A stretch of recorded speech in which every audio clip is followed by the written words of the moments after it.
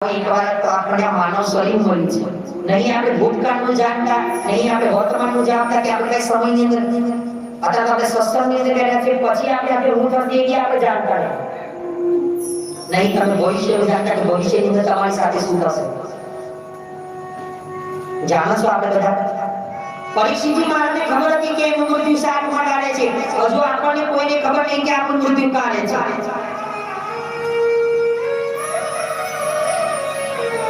હવે તો ભાઈ રસ્તે ચાલતા હતા એટલે કામ ટીચર પૂરું ખાતા ખાતા એટલે કામ પૂરું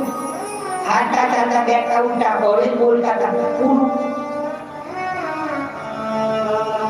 હવે જે સમય આવે છે ખરા ખરીનો સમય છે હવે નમ્ર વિનંતી કે શરીર હારું છે ત્યાં ઉઠી ભગવાનનું ભજન કરી લેજો